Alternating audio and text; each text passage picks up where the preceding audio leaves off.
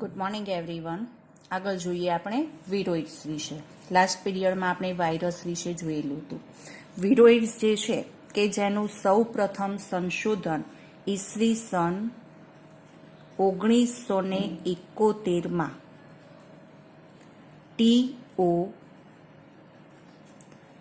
ડાયનરે કરેલું હતું. 1971ની અંદર કે ટીઓ ડાયનર જે છે એણે વાયરસ કરતાં પણ નાના કે જે ચેપી સભ્યની શોધ કરી હતી અને જેને વિરોઇડ્સ નામ આપવામાં આવ્યું હતું.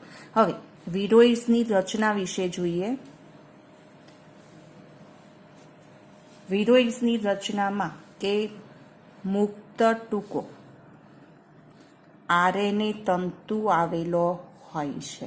જ્યારે આપણે વાયરસની અંદર જોઈ ગયા કે આરએનએ અથવા ડીએનએ હોય છે, જ્યારે વિરોઇડ્સની રચનામાં મુક્ત ટૂંકો આરએનએ તંતુ આવેલો હોય છે.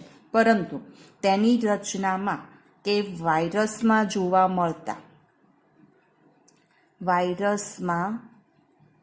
જોવા મળતા કેપ્સિડની ગેરહાજરી હોય છે.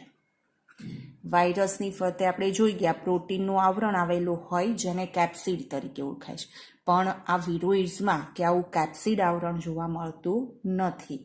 આ ઉપરાંત કે જે વિરોઇડની અંદર જે આરએનએ છે એ આરએનએનો અણુભાર એટલે કે મોલિક્યુલર જે વેટ છે એ નીચો હોય છે. બરાબર છે. ત્યાર પછી જોઈએ કે વિરોઇડ્સ જે છે કયા પ્રકારના રોગોનું નિર્માણ કરે છે. બટાટાની અંદર આપણે જોઈએ તો કે ગ્રંથિલ રોગનું નિર્માણ કરે છે, જ્યારે મનુષ્યમાં અલ્ઝાઇમર નામના રોગનું નિર્માણ કરે છે. અલ્ઝાઇમર જે ચેતાતંત્રને લગતો રોગ છે અને જેમાં સતત કંપન અથવા ધ્રુજારી થતી હોય છે. 2 માર્ક્સમાં પૂછાય વિરોઇડ્સ વિશે માહિતી આપો તો આટલી માહિતી લખવાની. એ ઉપરાંત આમાંથી એમસીક્યુ પણ પૂછાઈ શકે. આગળનો પોઈન્ટ આપણે જોઈએ લાઇકેન.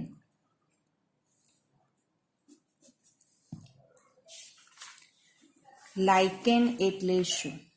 તો લાઇકેન એટલે જોવા જઈએ તો કે લીલ અને ફૂગનું સહજીવન, જેને લાઇકેન તરીકે ઓળખવામાં આવે છે. કે લાઇકેનની અંદર લીલ અને ફૂગ બંનેના ઘટકો રહેલા હોય છે. બંને પરસ્પરતા કે સહજીવી સંબંધ દર્શાવતા હોય છે. લાઇકેન જે છે કે જેની શોધ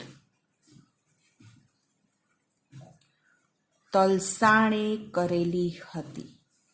તલસાણે નામના જે સંશોધક છે કે જેણે લાઇકેનની શોધ કરેલી હતી. હવે કે જો લાઇકેનનો અભ્યાસ કરવામાં આવે તો તેને લાઇકેન વિદ્યા તરીકે ઓળખવામાં આવે છે. વસવાટ વિશે જોઈએ. લાઇકેન કયા નિવાસ સ્થાનમાં જોવા મળે છે? તો કે ભેજયુક્ત અને ભીના વસવાટમાં લાઇકેન જોવા મળતી હોય છે. કે જ્યાં ભીનું વાતાવરણ રહેતું હોય અથવા વધુ પ્રમાણમાં જો ભેજ હોય, ખાસ કરીને જોઈએ તો કે જે સમુદ્ર અથવા દરિયા કિનારાના વિસ્તાર હોય, જળાશય હોય, એની આસપાસ જે ખડકો છે કે જે ભેજયુક્ત હોય ત્યાં લાઇકેન જોવા મળતી હોય છે. ત્યારબાદ જોઈએ એના બંધારણ વિશે. લાઇકેનનું બંધારણ જેની અંદર આપણે જોઈ ગયા કે લીલ અને ફૂગના ઘટકો રહેલા હોય છે, જેમાં લીલના ઘટકો જે છે જેને ફાઇકોમાયોન્ટ તરીકે ઓળખાય છે. બરાબર. જ્યારે ફૂગના ઘટકો જે છે કે જેને માઇકોબાયોન્ટ તરીકે ઓળખાય છે. ફાઇકોબાયોન્ટ અને માઇકોબાયોન્ટ. હવે આ જે લીલ જે છે એ સ્વયંપોષી ઘટક છે, જ્યારે ફૂગ જે છે એ વિષમપોષી ઘટક છે. કારણ કે ફૂગનું કાર્ય જે છે લાઇકેનમાં આપણે જોઈએ તો વાતાવરણમાંથી પાણી પ્લસ પોષક તત્વો જે છે એનું શોષણ કરે છે. અને આ જે પાણી અને પોષક તત્વોનું શોષણ કરી કોને આપે છે? લીલને આપે છે.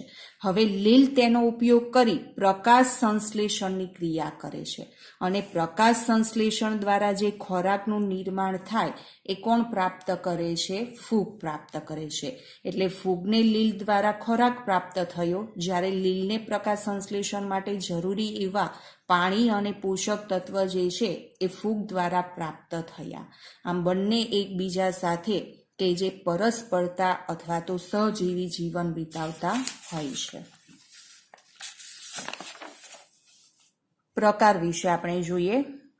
લાઇકેનના પ્રકાર. લાઇકેન જે છે બાહ્ય સ્વરૂપના આધારે 3 પ્રકાર જોવા મળે છે તેના: પરપટાભ લાઇકેન, પત્રમયી લાઇકેન અને ક્ષુપિલ લાઇકેન.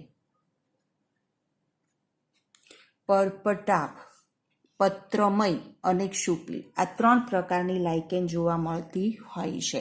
પરપટાભ કે આખી જે પરપોટા ટાઈપની હોય છે, પત્રમય કે જે પર્ણ હોય એ પર્ણના પર્ણપત્ર જેવી જોવા મળતી હોય છે, ક્ષુપિલ કે જે શુપ જેવી જોવા મળતી હોય છે. એટલે બાહ્ય સ્વરૂપના આધારે આ 3 પ્રકાર જોવા મળે છે. ત્યાર પછી જોઈએ આપણે પ્રજનન વિશે. લાઇકેનમાં પ્રજનન. લાઇકેનમાં પ્રજનન જોઈએ તો બંને પ્રકારનું પ્રજનન જોવા મળે છે: અલિંગી પ્રજનન અને લિંગી પ્રજનન. હવે અલિંગી પ્રજનન જે છે કે જે કણી બીજાણુ અથવા તો પલીખ બીજાણુ દ્વારા થાય છે. કણી બીજાણુ અથવા પલીખ બીજાણુનું નિર્માણ કરી કે આ બીજાણુ જે સ્થાન પર પડે કે જ્યાં નવી લાઇકેનનું નિર્માણ થાય, એટલે કે અલિંગી પ્રજનન દર્શાવે છે. જ્યારે લિંગી પ્રજનન જે છે કે જે ફળકાઈ દ્વારા થાય છે. ફળકાઈ નામની વિશિષ્ટ રચનાનું નિર્માણ થાય છે. હવે આ જે ફળકાઈ છે કે જે લિંગી અંગોનું નિર્માણ કરે છે. લિંગી અંગોનું નિર્માણ કરે છે, જેને નરધાની અને માદાધાની તરીકે ઓળખાય છે. ફળકાઈ દ્વારા કે જે લિંગી અંગોનું નિર્માણ થાય, જેને નરધાની અને માદાધાની તરીકે ઓળખાય છે. હવે આ જે લિંગી અથવા જનન અંગો જે છે કે જે ફળકાઈ દ્વારા નિર્માણ પામતા હોય છે, જેની અંદર ફળકાઈ જે છે એના આકારના કારણે 2 પ્રકારના જોવા મળે છે. જો તેનો આકાર કપ જેવો હોય, ફળકાઈનો આકાર કપ જેવો હોય તો તેને એપોથેસિયમ તરીકે ઓળખાય છે.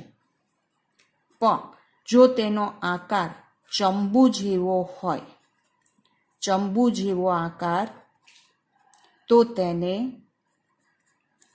પેરીથેસિયમ તરીકે ઓળખાય છે. પેરીથેસિયમ અને એપોથેસિયમ.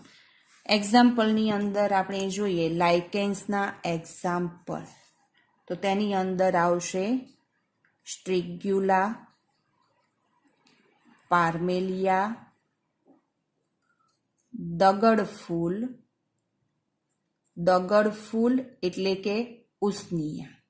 બરાબર છે. હવે આપણે જોઈએ આકૃતિની અંદર તમે જોઈ શકો છો કે આજે આખી ક્ષુપિલ પ્રકારની લાઇકેન છે, જેની અંદર કે જે આ ફળકાઈ જોવા મળે છે. આપણે જોયું કે ફળકાઈ જેવી વિશિષ્ટ રચના જોવા મળતી હોય છે, જેનો આકાર જે છે કેવો છે? કપ જેવો છે, જેથી તે કેવા પ્રકારનું થશે? એપોથેસિયમ.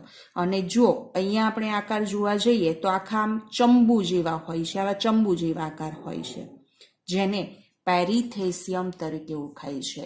આ પાર્મેલિયા લાઇકેન્સ છે, ઉસ્નિયા છે.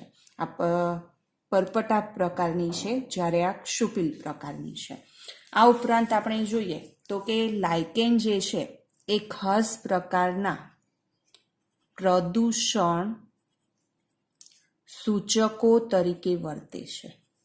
પ્રદૂષણ સૂચકો કારણ કે લાઇકેન જે છે હંમેશા પ્રદૂષણ વિહીન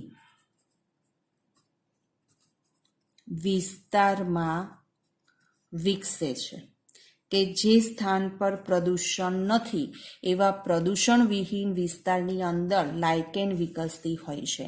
એટલે જે સ્થાન પર લાઇકેન જોવા મળે એનો મતલબ એવો થાય કે એ જગ્યા જે છે કે જ્યાં પ્રદૂષણ જોવા મળતું નથી.